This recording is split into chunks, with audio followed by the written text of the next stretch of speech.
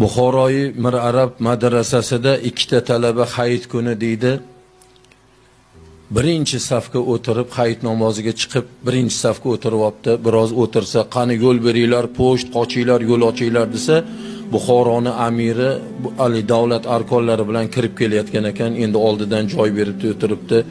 Haligi talabalar podshoh amir o'tirgandan keyin bittasi qitmirlik qilib ataylab podshohga eshittirib, "Do'stim" debdi, hali kursdoshiga "Do'stim" ha desa, shu podshohimiz Amiril Buxoro agar 1000 dirhamdan pul berganda ikkalamizga keyingi Qurbon hayit kuni o'sha amirimizga bir Xizr alayhissalomni ko'rsatardiga debdi.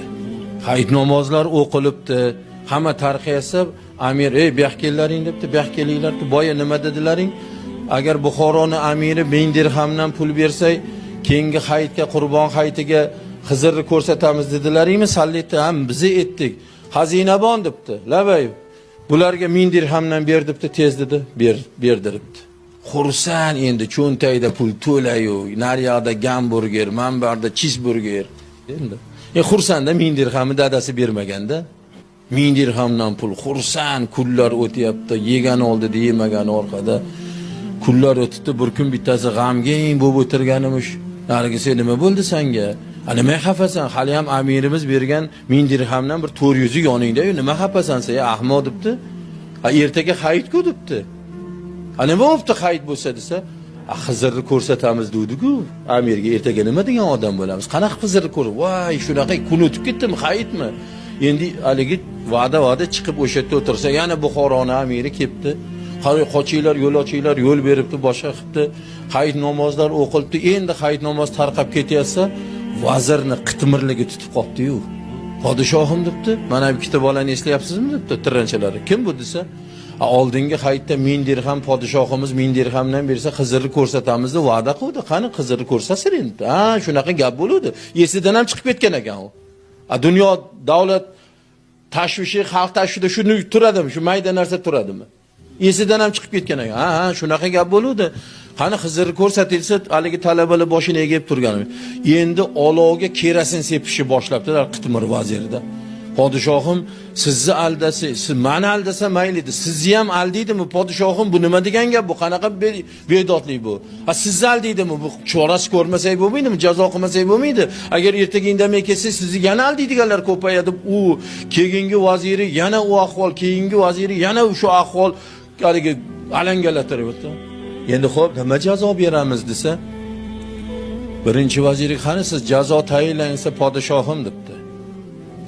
Mana agar maslahatimga kirsangiz debdi, bularni terisini shilib, terisidan qop tikib somon tiqaylikda Buxoroning shahriga kirishda darvozaga osib qo'ylik bularni terisiga somon tiqib debdi.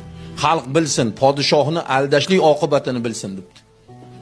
Siz nima deysiz? Ikkinchi vaziri podshohim meni maslahatimga kirsangiz debdi, bularni jallodga topshiring, tanasini mayda-mayda qilib ovchi itlaringizga yedirib yorsin debdi. Uchinchi vaziriga siz nima deysiz desa, uchinchi vaziri aytibdiki, olam panoh debdi, 1000 dirhamdan bu talabalarga oldingi hayitda 1000 dirhamdan bergan bo'lsangiz, sizday janobi oliylariga Buxoroyi sharifga 2000 dirham nima bo'pti debdi. Pulmi shu ham debdi. Meni maslahatimga ko'rsangiz, yana bularga 1000 dirhamdan pul bering debdi podshohim debdi. 1000 dirhamdan. Bular o'qishni bitirib o'zlarini shaharlariga boradi, imom bo'ladi, xalqqa ma'ruza aytganlarda ihson haqida gapirganda albatta sizni eslaydi. Biz talabalik paytimizda Buxoroning amiri Ramazon hayitida bizga 1000 dirhamdan bergan edi. Yana Qurbon hayitida yana 1000 dirhamdan bergan deb sizni alqab sizni shunaqa maqtab duo qiladi. 1000 dirhamdan bering yana. Meni gapimga kirsa, o naryodan bir mana shu to'rada odamga o'xshagan oppoq soqolli mo'ysafid qarsay chalib asl nasl deyotganimiz. Bu yoqqa keling siz, nima bu baqiryapsiz? Nima asl nasl deyapsiz? Kimsiz debdi. Endi podshohim debdi, mana bu vazirlaringizni chiqargan hukmiga qarab hayron bo'lib asl nasl deyapman debdi. Nima dedi desa, mana bu ahmoq tomi ketgan birinchi vaziringizni qarang debdi. Yo'q, birovni musofirchilikda ilm o'qib yurgan bolasini terisini shilib, somon tiqib, aniqqa osib qo'ying deya. Shu ham hukmmi? Shu ham inson ishimi bu debdi. Nimaga bu xunaqa hukm chiqardi bilasizmi desa, yo'q desa, buni ota bobolari somonchilik bilan shug'ullangan, somon sotardi. Bularga qizig'i yo'q. Odamni terisimi, qopmi, salafanmi farqi yo'q. Shu somonni qoplasa bo'ldi. Qarang, birovning bolasini terisiga somon tiqarmish deydi. Bular o'sha nasli buzuq edi, somon sotardi bular.